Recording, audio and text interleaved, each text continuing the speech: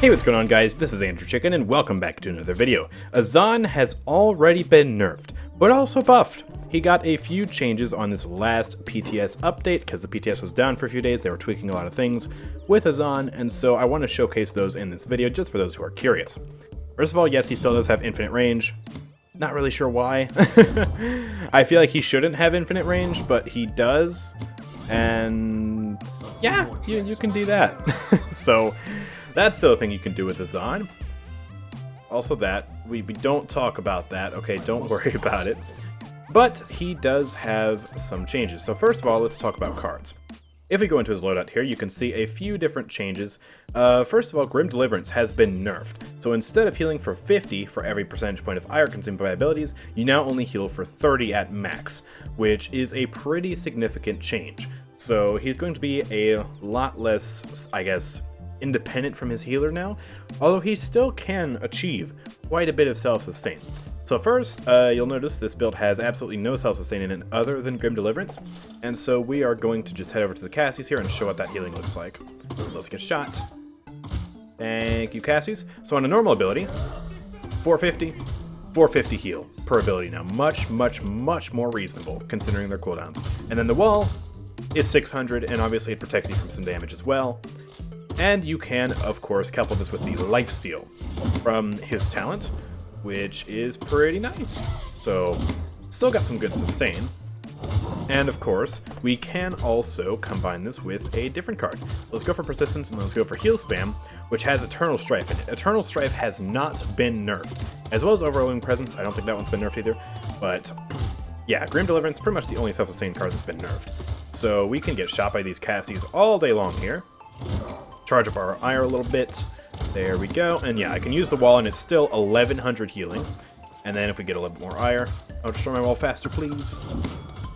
Bonk. Give me ire! Oh my gosh, give me above ire. Okay, so we get above 20% ire again, or above 80% ire. You can use this. That's a 500 heal on top of the 450 that it would normally be. Use this. That is almost 1000 healing. So he's still going to be a healing beast with these two cards. But keep in mind that extra 500 only happens when I'm above 80% ire. So if we drop below 80% ire, have her shoot me again, and then try and use the ability now, yeah, it's only 450. So there is that to keep in mind, but obviously you could pair this with Eternal and never really have to worry about ire. Or you can pair this with the Lifesteal talent and obviously just shoot them to get your healing that way too. So lots of possibilities. And of course, if you're getting shot and you're shooting enemies regularly, ire's not really going to be an issue anyways, so yeah, the healing is still going to be absolutely manic. It's madness. Look at that. So the next card which got changed is Duty is a Mountain. So it got the tiniest buff. So instead of scaling by 0.2 for each level of the card, it now scales by 0.25. So you can have an extra 0.25 seconds of ire not decaying with Duty is a Mountain now. So I mean, we can just shoot some bad guys, you know? Oh, I was aiming at the Fernando, who's still trapped up there. I was testing pin. I kind of just got him stuck up there. I don't know how. We don't question it. But anyways, let's see. Wait. And only now is it starting to decay. So, we get a little bit of extra room there. But obviously, again, you could just solve this problem that the card solves with Eternal. So you could just run Eternal, drop this card, and go for more sustain. So yeah, there is always that option.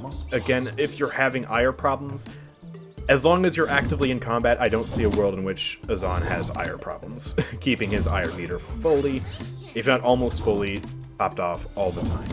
So yeah, do keep that in mind.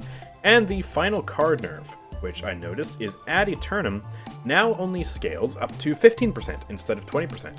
So a little bit less DR when the Sanctuary is active. So when you put up a wall, you get DR, and that's less now. So let's head over to the Cassies again. We'll just put up the wall right there. And you'll see I'm taking a little bit less damage. You know, a tiny bit less damage. And now that the wall's down, heal myself. Yeah, we're going to take more damage. But obviously we're also raising the ire meter again. So let's try and get the wall up again. Now get shot. Yeah. Woof. Now that normally would have killed me if I didn't have DR, so the DR is very, very helpful. Now let's talk about the major buff that Azan got, and that is to the talent Tempering, which, yeah, didn't really have too much of a noticeable effect on his abilities when we tested it first. You remember back to my first abilities video for Azan, it was practically useless. But now it actually has, you know, a pretty nice amount of help to it. So we can grab Tempering, and let's just stick to the irate build for now. And yeah, the walls basically, you know, they're a bit tankier. That hasn't changed, but what has changed is the distance on the dash. So yeah, we can head right up here, 250, and we can just press dash, and I end up right about here, so a little bit past the 200 marker. And of course, we can test that without tempering. So let me swap loadout, go to persistence, irate, and whoop, we reached the 200 mark. So we went a little bit farther with tempering. Now you might be thinking, that's not worth it. That's barely any distance at all. But consider the distance card. Swap loadout to persistence with this build, which I will not read the name out. With Solemn Watch 5, increase the distance traveled by conviction by 35%. So we can use that at base now, and pretty much reach almost the exact same spot that we did with tempering. But now we add tempering on top of it. Swap to tempering, boom, boom, and we stand here. We do this. We almost reached the 150 mark. That is a lot farther than the base dash, which got us only to 200. So pretty darn far. And also keep in mind, this is vertical mobility too. You can go up, so you can do something like this. Whee! And then you just go forward. Look at how far the momentum carried us. This is with tempering and with the distance card. Whee! We just go flying. It's insane.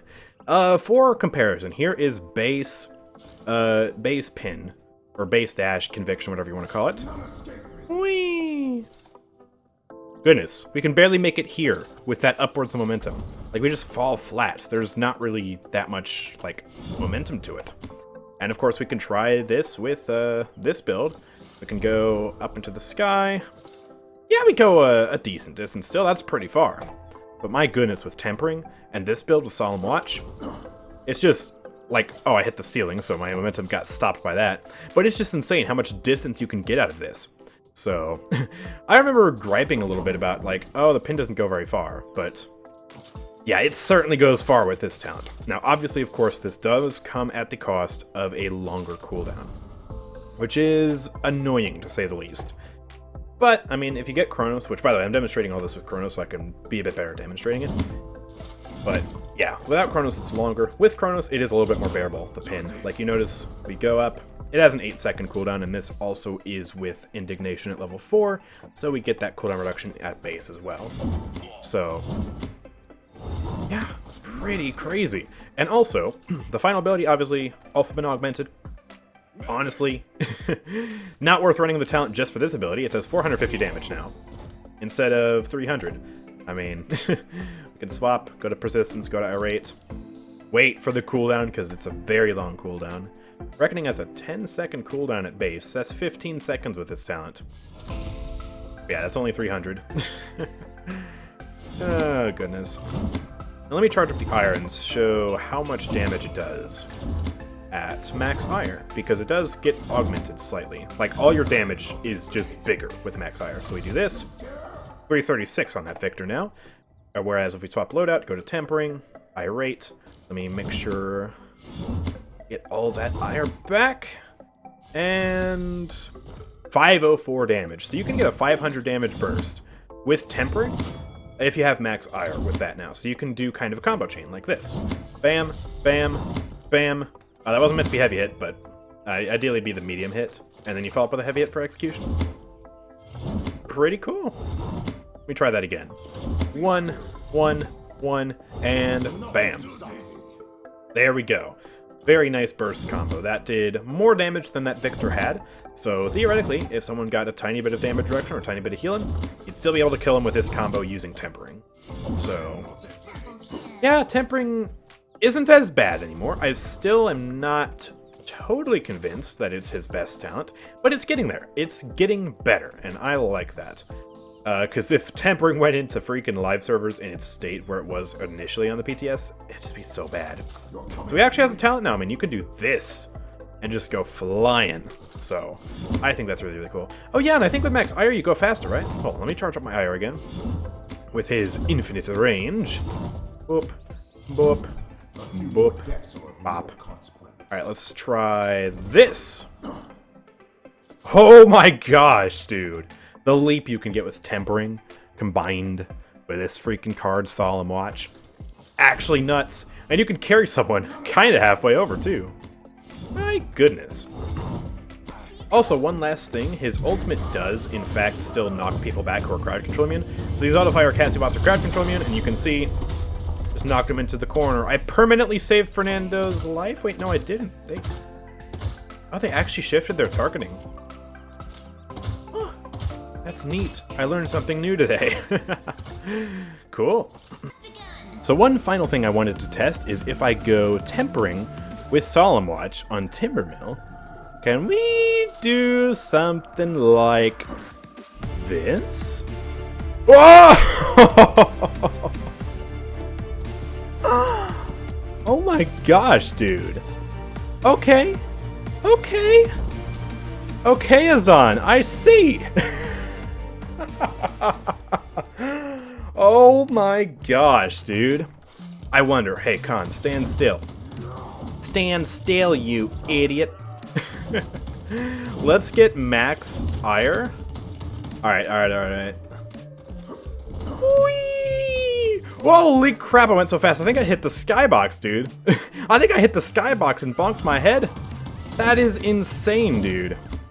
What even is this mobility? You can just go from freaking rooftop to rooftop with Azan on this map. With this talent and card combination. That is ridiculous. Yeah, I hit the skybox again. You can go flying so far. You don't even need max IR to get all the way across there. You just need tempering and Solemn Watch. And I have a little bit of Chronos. What's the cooldown looking like? If I do this. Whoa! Oh, I barely made it that time. You gotta angle it a little bit high up so you get that momentum going. But yeah, it was still, let's see, it's 8 seconds, so it should be 12 seconds with this talent, and then Chronos 1, so about 11, 10 seconds-ish. Whee! Wait, did that say 9 seconds? Huh, maybe my math is wrong. I don't know. Either way, this is some phenomenal mobility for a tank to have. Not even Ruckus can go from that side to this side that quickly and that efficiently without wasting like all his dashes. Which of course, Azan is also using his only movement ability to get in. But once he gets in, he can do this sort of thing and he can go to town bullying people. He has his 20% DR, he has his sustain. So yeah, this is absolutely nuts. And of course we can easily just pop on over here real quick, and now I'm taking out this sniper. So Azan's gonna be great. Like a fantastic off tank on Timbermill. And other maps like this where you need like a lot of mobility to go from one high ground to the other, or to go from one place to another. Like, Tempering's actually gonna be a nice talent for that fact alone. And then you can combine that with the tiny bit of extra damage on this combo here, and the beefier walls. Might actually be a talent worth running if you just rush Chronos. So yeah, that is absolutely crazy. But anyways, that is going to be the end of this video, so if you guys have enjoyed, then make sure to drop a like on the video, of course, and subscribe for more PTS content from me. I'll continue to be pumping out uploads about all the new skins and the new balance changes and stuff, so yeah, stay tuned for that. Also check out the Twitch channel, where I actually stream most of that content live, and I also stream a bunch of other stuff too. Fun Paladins things, Trials of the Realm, stuff like that. So you don't want to miss out there. And lastly, join the Discord server, which is linked in the description. You can find a whole bunch of wonderful, amazing people to go party up with if you're looking for friends, or you're looking for someone to talk to about, you know, the new patch, or Paladins in general, or builds, stuff like that. So it's a great place to be. But anyways, I'll see you all next time. Peace out.